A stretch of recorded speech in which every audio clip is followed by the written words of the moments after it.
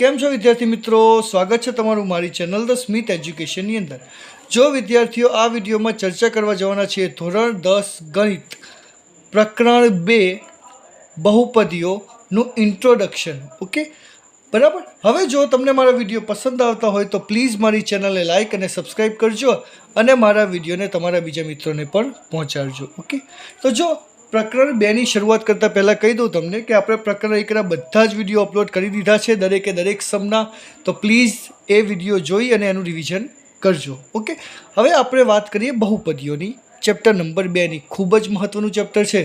બોર્ડના એક્ઝામની અંદર આ ચેપ્ટર ચાહે બેઝિક મેથેમેટિક્સ હોય કે સ્ટાન્ડર્ડ મેથેમેટિક્સ હોય, બંનેને 6 માર્કનું પૂછાય છે.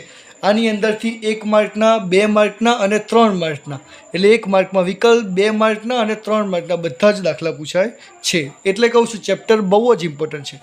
તો ચેપ્ટરનું નામ છે બહુપદી. તો આપણે શરૂઆત કરીએ તેની વ્યાખ્યાથી જ કે 2 કે તેથી વધુ પદો ધરાવતા સમૂહને, 2 કે તેથી વધારે પદોના સમૂહને શું કહે છે? બહુપદી કહે છે.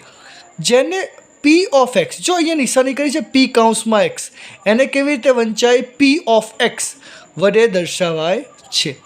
બહુપદીની મહત્તમ ઘાતને બહુપદીની ઘાત કહે છે. તો જો ધ્યાન આપો, અહીંયા એક આપણને બહુપદી આપી છે કે એક્સની 4 ઘાત પ્લસ 7x વર્ગ પ્લસ 3x વત્તા 5. તો અહીંયા જો સૌથી વધુ ઘાત ક્યાં છે? આ 4 છે. તો જે આ સૌથી વધુ ઘાત છે એને જ આપણે બહુપદીની શું કહીશું? ઘાત. તો જો આ આખેલ બહુપદી છે એક્સની 4 ઘાત 7x વર્ગ 3x વત્તા 5, આ બહુપદીની ઘાત તો વધારે હોય તો કેટલી થાય?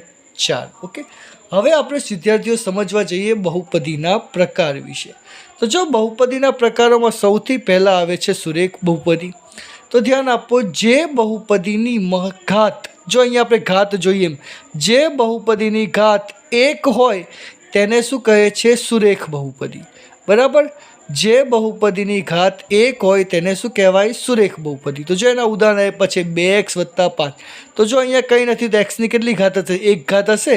તો આને શું કહેવાય? બહુપદીની ઘાત. તો 1 ઘાત હોય તો તેને શું કહેવાય? સુરેખ. અહીંયા 7xની 1 ઘાત હશે, અહીંયા વર્ગમૂળ 3 વત્તા એક્સની તો કેટલી ઘાત હશે? 1 ઘાત. તો આ બધી કેવી છે?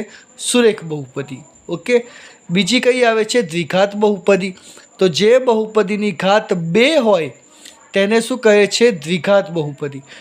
બરાબર. તો જો ઉદાહરણ મેં મૂકેલા છે -3x વર્ગ વત્તા 4x વત્તા 5, x વર્ગ ઓછા 4. તો જો અહીંયા ઘાત કેટલી છે? 2 2 છે. તો આ બહુપદીની ઘાત તેને શું કહેવાય? દ્વિઘાત બહુપદી.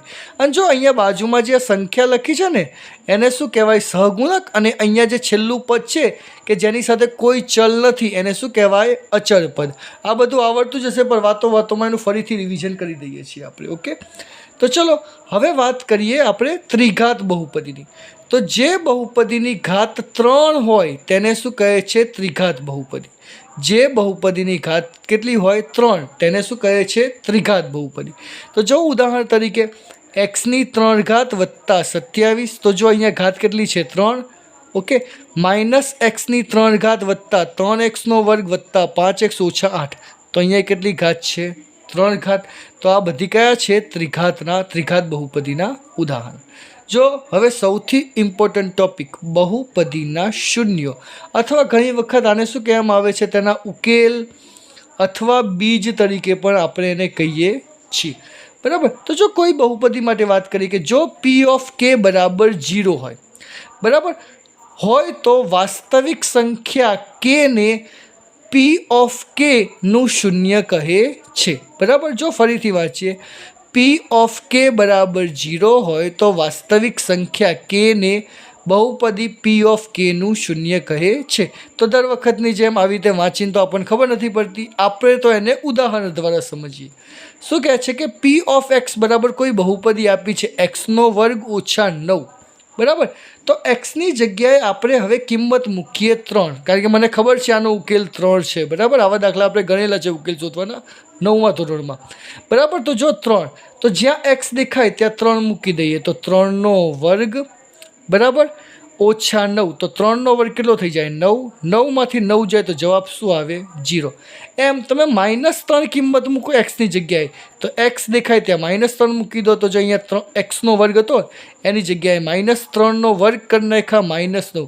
तो -3 तो खबर है ऋण संख्यानो वर्ग केवो थई जाए धन थई जाए तो 3 નો વર્ગ કેટલો થાય 9 ઓછા 9 9 માંથી 9 જાય તો કેટલા આવે 0 તો એનો મતલબ શું કે અહીંયા જે આવેલા 3 અને આ -3 એને આપણે આ બહુપદીમાં મૂકીએ છીએ બરાબર તો શું થાય છે સમીકરણ સોલ્વ થઈ જાય છે એટલે સમીકરણનો શું આવી જાય છે ઉકેલ આવી જાય છે છેલ્લે આન્સર આપણને શું મળી જાય છે 0 તો તેનો મતલબ શું આ 3 અને -3 બંને એ x નો વર્ગ ઓછા 9 x નો વર્ગ ઓછા 9 તો x નો વર્ગ ઓછા 9ના બંને 3 અને -3 બંને એના શું કહેવાય શૂન્ય અથવા બીજ કહેવાય કેમ કે એની કિંમત મૂકો તો સમીકરણ શું થઈ જાય છે સોલ્વ થઈ જાય છે હવે ધ્યાન આપો આની મદદથી આપણને ઘણી વખત પૂછાય છે બરાબર કે કોઈ પણ એક બહુપદી આપી હોય તેના મહત્તમ શૂન્ય કેટલા મળે તો n ઘાતવાળી બહુપદી p ઓફ x ને વધુમાં વધુ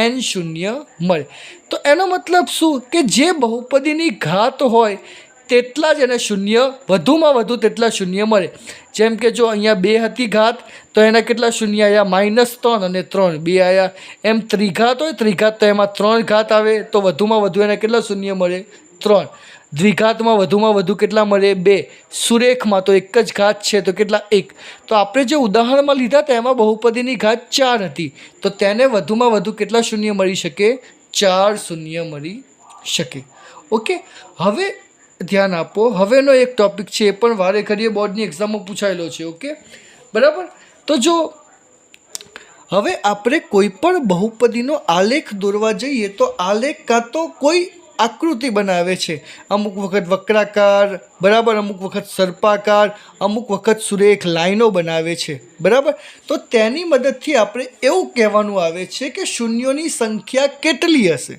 બરાબર આપણે આલેખ દોરવાના નથી બરાબર પણ એની મદદથી શૂન્યોની સંખ્યા કહેવાની છે તો જો અહીંયા કીધું છે કે વાક્ય લખ્યું છે y બરાબર p ઓફ x તો બરાબર આ એક બહુપદી છે અક્ષને આલેખ ઉપર કેટલા બિંદુમાં છેદે તેટલા વાસ્તવિક શૂન્યો મળે બરાબર તો જો આકૃતિ સમજીએ કે અહીંયા મેં આ વક્ર દોર્યો છે બરાબર આ એક બહુપદીનો આલેખ છે બરાબર તો એ એક્સ અક્ષને તો જો અંદર એક્સ આવ્યો છે તો આપણે એક્સ જોવાનો બરાબર અંદર વાય આવ્યો હોત તો આપણે વાય અક્ષ જોવે પણ અંદર આપણને કયો કીધો છે એક્સ તો આપણે એક્સ અક્ષ જોવાનો તો આપણે શૂન્યોની સંખ્યા કહેવાની છે તો જો આ વક્ર છે એ એક્સ અક્ષને કેટલી વાર છેદે છે તો જો અહીંયા એક વાર પછી અહીંયા આ નહીં ગણવાનું કેમ આ તો વાય અક્ષ છે આપણે ખાલી કયો ગોતવાનો એક્સ અક્ષ તો અહીંયા એક વાર અહીંયા 2 વાર તો ટોટલ કેટલા 2 વાર છેદે છે તો અહીંયા શૂન્યની સંખ્યા કેટલી આવશે 2 ઓકે પછી જો અહીંયા એક્સ અક્ષ છે અહીંયા વાય અક્ષ છે તો આ એક રેખા છે જે એક્સ અક્ષને કેટલી વાર છેદે છે તો જો અહીંયા છેદે છે વાય અક્ષને છેદે છે એક્સ અક્ષને છેદતી નથી તો જો આપણે અહીંયા એક નહીં લખી નાખવાનું ઉતાવળ કરીને આપણે શું કહેવાના કે આના શૂન્યોની સંખ્યા શું આવશે 0 કારણ કે એક્સ અક્ષને છેદતી નથી તેમ ફરીથી આવો એક આકાર આપ્યો હોય તો જો એક્સ અક્ષને કેટલી વાર છેદે છે આ એક વાર અને આ કેટલા 2 વાર તો આના શૂન્ય કેટલા આવ્યા 2 એમ ફરીથી આના માટે અહીંયા 1 અહીંયા 2 અને અહીંયા કેટલા 3 તો 3 વખત તો આના શૂન્યોની સંખ્યા કેટલી આવશે 3 ઓકે હવે જો આમાંથી તે વિકલ્પો પૂછાય છે દ્વિઘાત બહુપદીનું વ્યાપક સ્વરૂપ કયું છે ax² + bx + c બરાબર 0 બરાબર આ યાદ રાખી લેવાનું આનું સ્વરૂપ શું છે દ્વિઘાત સમીકરણ દ્વિઘાત બહુપદીની વાત કરું છું દ્વિઘાત બહુપદીનું વ્યાપક સ્વરૂપ ax² + bx + c બરાબર 0 છે તો તેથી કોઈ એક બહુપદી લઈએ y બરાબર ax² + bx + c તો જો અહીંયા પહેલાં a છે એ તો હવે એની કિંમત તમે ધન લો અને ઋણ લો એની મદદથી આપણને ઘણી વખત વિકલ્પ પૂછાય છે કે જો અહીંયા એની કિંમત આપણે 0 કરતાં મોટી એટલે >0 લીધો હોય તો આપણનો આલેખ ઉપરની તરફ ખુલ્લો પરવલયાકારનો બને છે કેવો ઉપરની તરફ ખુલ્લો અને પરવલયાકાર આના જેવો બરાબર તો જો આ ઉપરની તરફ ખુલ્લો છે અને કેવો આકાર છે પરવલયાકાર તો જો અહીંયા મેં બતાવ્યું છે કે આવો આકાર બને છે બરાબર ને આની અંદર જો એની કિંમત 0 કરતાં નાની છે બરાબર એટલે ઋણ સંખ્યા કોઈ હોય તો આલેખ નીચેની તરફ ખુલ્લો પરવલયાકારનો મળે છે એટલે આ રીતે નીચેની તરફ ઓકે અને સુરેખ બહુપદી હોય, સુરેખ બહુપદી અહીંયા પહેલાં વાત કરી હતી કે જેની ઘાત કેટલી હોય 1. જો સુરેખ બહુપદીનો આલેખ મેળવવામાં આવે તો તેનો આલેખ શું મળે છે? રેખા. તો જો અહીંયા એક આ રેખા મળે છે, આ આપણો કયો છે? સુરેખ બહુપદીનો આલેખ. તો જો આની ઉપરથી આપણે કહી શકીએ કે આ આલેખ કોનો હશે? a ગ્રેટર ધેન 0નો. આ કોનો હશે? સુરેખનો. અને આ કયો હશે? a લેસ ધેન 0નો. ઓકે. હવે જો આપણે આટલી થિયરી પતતી નથી, થોડી વધારે થિયરી છે, એની પર ચર્ચા અત્યારે જ કરવાની છે. ઓકે. તો જો સુરેખ બહુપદીના શૂન્યો અને સહગુણકો વચ્ચેનો સંબંધ, બરાબર. તો જો કોઈ એક સુરેખ બહુપદીનું આપણે વ્યાપક સ્વરૂપ તરીકે લખીએ તો શું કહેવાય? p ઓફ x બરાબર ax વત્તા b, જ્યાં એની કિંમત નોટ ઇક્વલ ટુ 0. કારણ કે જો એની કિંમત 0 થઈ જાય તો આ x પણ 0 થઈ જાય, તો ખાલી b જ રહે, એટલે સુરેખ બહુપદી બને નહીં. તો તેનું શૂન્ય શું છે? -b અપન a અથવા -bના છેદમાં a મળે છે. તો અહીંયા જો -b શું છે? આપણું અચળ પદ છે, બરાબર. અને આ શું છે? એ x વર્ગનો શું છે? સહગુણક છે, બરાબર. તો હવે આ આપણું શૂન્યનું સૂત્ર છે, પણ આમ ખબર નહીં પડે. ફરીથી આપણે એક ઉદાહરણ લઈએ. તો જો p ઓફ x બરાબર 2x વત્તા 5, આ એક સુરેખ બહુપદી લીધી જ્યાં p ઓફ xની કિંમત આપણે કેટલી લઈ લઈએ છીએ? 0. તો 2x પ્લસ 5 બરાબર 0, બરાબર. તો આ 5ને આપણે ડાબી બાજુ મોકલીએ તો +5 છે તો -5 થઈ જાય, અને 2 ગુણાકારમાં છે તો ક્યાં આવી જાય? ભાગાકારમાં. તો x બરાબર કેટલા આવ્યા? -5ના છેદમાં 2. તો x બરાબર આપણે સમીકરણને સોલ્વ કર્યું તો જવાબ શું આવ્યું? -5ના છેદમાં 2. પણ હવે જો આની અંદર ડાયરેક્ટ સૂત્ર લગાવીએ આપણે, તો જો શૂન્ય માટેનું સૂત્ર શું? તો -b અપન a. તો ચલો માઇનસ છે તો લખી રાખીએ -b અપન a. તો પહેલાં માઇનસની કિંમત મૂકી દઈએ, બરાબર. હવે b, તો બીની જગ્યાએ શું છે? 5. જો ax વત્તા b સાથે સરખાઈએ તો આ બીની જગ્યાએ અચળ પદ કેટલું છે? 5. અને એની જગ્યાએ ચલ એક્સની જોડે શું છે? 2. તો એ બરાબર કેટલા આવ્યા? 2. ઓકે. તો જો અહીંયાનો જવાબ અને અહીંયાનો જવાબ કેવો થઈ ગયો? સેમ થઈ ગયો. ઓકે, બરાબર. હવે આ વાત હતી સુરેખ બહુપદીની. હવે કોની વાત કરશું? દ્વિઘાત બહુપદી. તો દ્વિઘાત બહુપદીના શૂન્યો અને સહગુણકો વચ્ચેનો સંબંધ. ઓકે. તો હવે જો દ્વિઘાત બહુપદી છે, 2 ઘાત આવે છે, તો તેને કેટલા? 2 શૂન્યો મળશે. તો આપણે ધારી લઈએ કે ધારો કે આલ્ફા છે અને આ બીટા એ દ્વિઘાત બહુપદીના શું છે? શૂન્યો છે. અને એક બહુપદી કહીએ તો કઈ બહુપદી? ax² + bx + c બરાબર 0, જ્યાં એની કિંમત 0 હોવી જોઈએ નહીં. જો એની કિંમત 0 હોય, બરાબર, તો આ બહુપદી રહે જ નહીં, અને આ કેવી થઈ જાય? સુરેખ બહુપદી. એટલે એની કિંમત 0 ના હોવી જોઈએ. અને a, b અને c ત્રણેયની કિંમત બિલોંગ્સ ટુ કેવી હોવી જોઈએ? r. એટલે આપણી વાસ્તવિક સંખ્યા હોવી જોઈએ. ઓકે. તો ચલો હવે શૂન્યનો સરવાળો કરીએ. તો શૂન્ય કયા હતા? આલ્ફા અને બીટા. તો આલ્ફા પ્લસ બીટા એનું સૂત્ર શું છે? -b અપન a. તો જો ફરીથી ધ્યાન આપો, આને ધ્યાનથી જુઓ.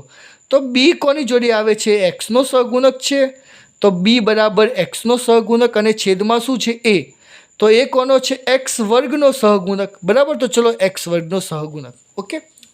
હવે બીજું કયું છે? શૂન્યનો ગુણાકાર. તો આલ્ફા ઇન્ટુ બીટા બરાબર c ના છેદમાં a. તો જો c મારો કયો છે? અહીંયા c અચળ પદ છે, અને એ તો કયો છે? આની જેમ x વર્ગનો શું છે? સહગુણક. હવે જો આના દાખલાનું એક્ઝામ્પલ કેમ નથી લીધું મેં? કારણ કે હવે દાખલા ગણવાના જ છે આપણે, તો એ વખતે જોઈ લઈશું, બરાબર. અત્યારે સૂત્રને સમજી લઈએ. ઓકે. હવે વાત કરીએ ત્રિઘાત બહુપદીના શૂન્યો અને સહગુણકો વચ્ચેનો સંબંધ.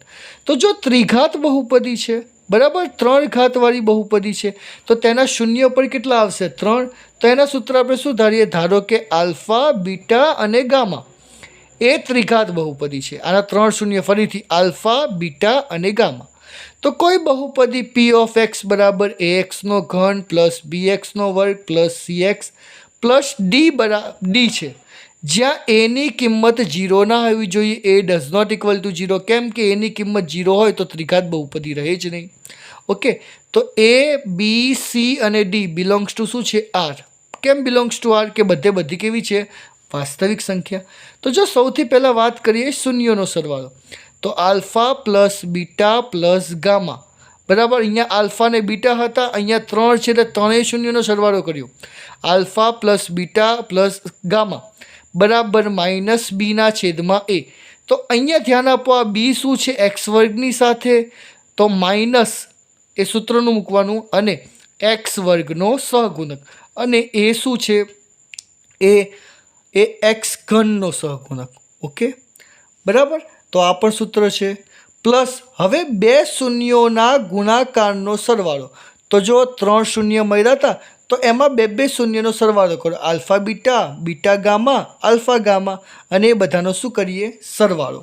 બરાબર. તો શું મળે સીના છેદમાં એ. તો સી શું છે મારો, તો અહીંયા જો સી કોની જોડે છે એક્સની જોડે છે. બરાબર. તો શું છે એક્સનો સહગુણક, અને એ એટલે કયા એ, તો એ એક્સ ઘનની જોડે છે તો એક્સ ક્યુબનો સહગુણક. ઓકે. અને ત્રીજો કયો છે હવે શૂન્યોનો ગુણાકાર, એટલે આલ્ફા બીટા અને ગામાનો શું કરવાનો છે ગુણાકાર. તો શું આવશે માઇનસ ડીના છેદમાં એ.